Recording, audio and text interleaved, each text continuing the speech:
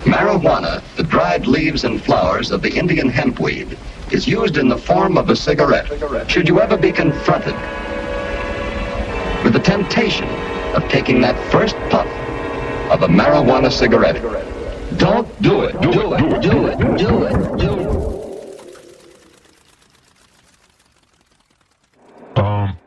So I guess what you're telling us is that last week you were pulled over by Satan? The devil? Yeah, last Wednesday night. I was on my way home, and it was Lucifer himself. Did he, ticket you for speeding or something? No, nothing like that. He just flashed me with his lights, and I thought it was a police car or something. And then he walked up to the vehicle and knocked on the roof and made me roll my window down. Well, I guess, what did he say to you? He said to me that I should give up my godly ways and that my reward would be here on earth. And these were his exact words. He said, "The power I'll give shall far exceed that of all kings and emperors." Get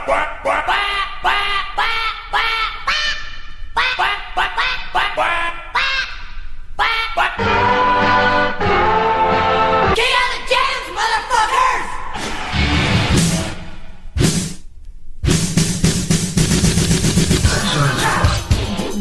Sexual intercourse. Sexual intercourse.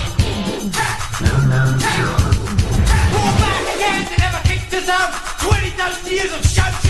With a beatbox rhythm and a shipyard rhyme. With a handstand seas on the river Clyde.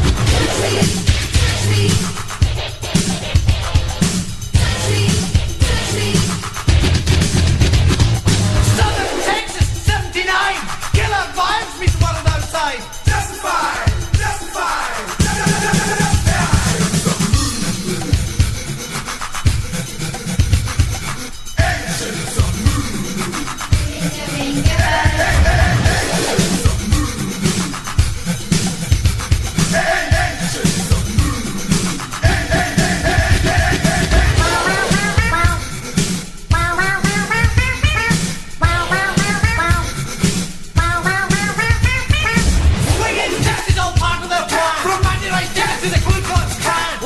Peace, and here comes the bell. Guilt-free sex, just pay the tell. Touch me.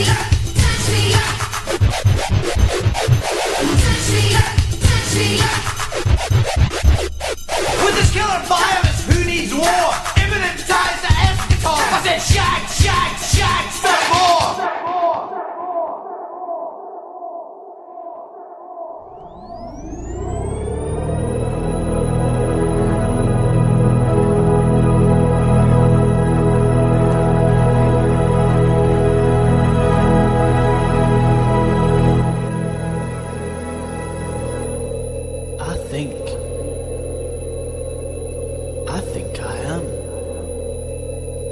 Therefore, I am.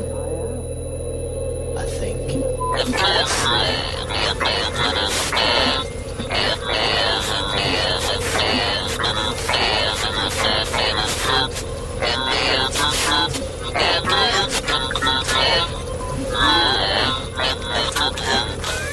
I'm more than that. I know I am. At least, I think I must be. There you go, man. Keep as cool as you can. Face piles of trials with smiles.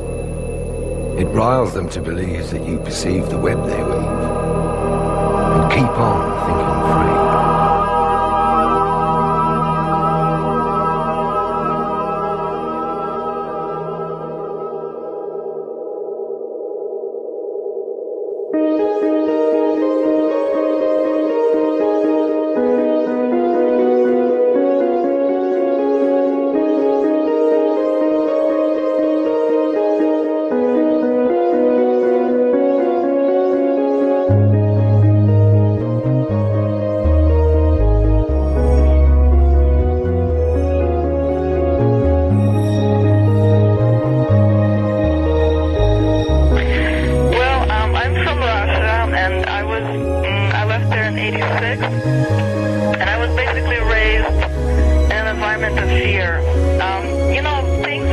like every day. Everybody went to school and to work, and there were good things and bad things, and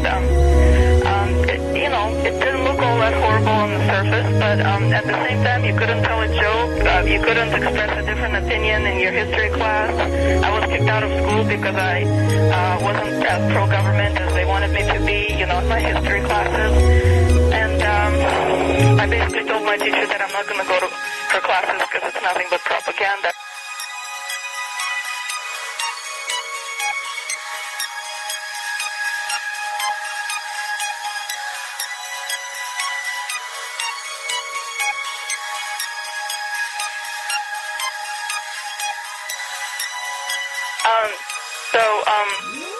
Anyways, I was raised in this environment of fear, and I came to the States thinking it was going to be free, and I realized it wasn't as free as I was hoping, and now things are going in a very bad direction, and I recognize all the same signs of all the same stuff that I was raised with, and this time I'm not going to leave the country like I did in Russia. This time I'm going to, fix the problem. That's my goal.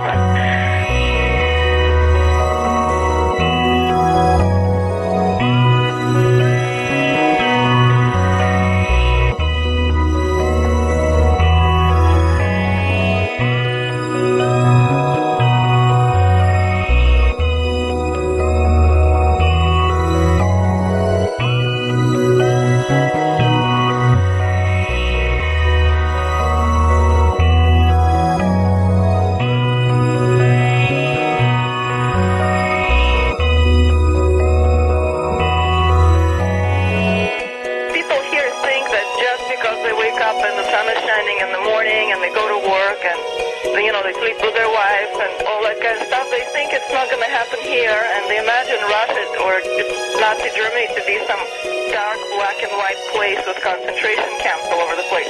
It's not how it was. You would never know by going out on the street that there was something wrong, except there were big slogans, all over the place. But other than that, life was as usual, and it seemed to be as usual, and it was like a normal place. Yet all of these things happened, and like most of my family from my grandparents' side, more than half the family was literally executed, was in exile, and was destroyed completely. That's what happened to my grandparents' families. So there was a lot of fear. People were afraid to do anything because this is what happened to their parents.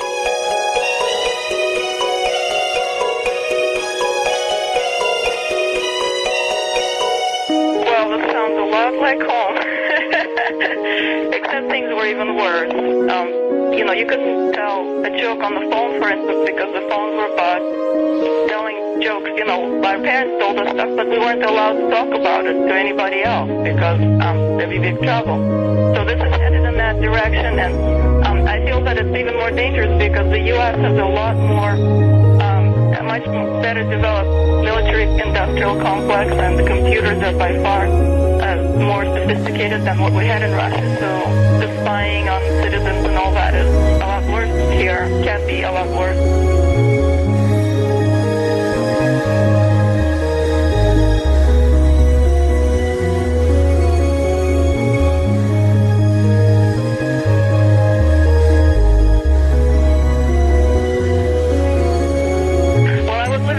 Before 9/11, I decided to move to San Francisco to become an activist. This was before it even happened. And then I moved to San Francisco and I got involved in the anti-war movement. And I knew that 9/11 was an inside job right away. And I was looking for information. And I met Carol at an anti-war rally she was tabling, and I bought a book called War on Freedom, and that's how I hooked up with Carol, kind of became an activist slowly. And so I'm doing as much as I can. With 3 children, I'm kind of restricted time-wise, but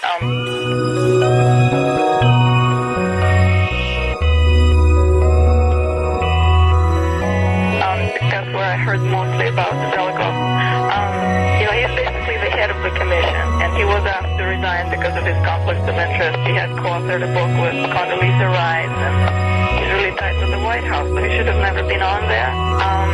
I confronted him just because I confronted everybody who came to the Bay Area. He was really, if anybody was really mad, he was the maddest one of all of them. So as far as the police that, it was actually kind of interesting. The police that were there, they were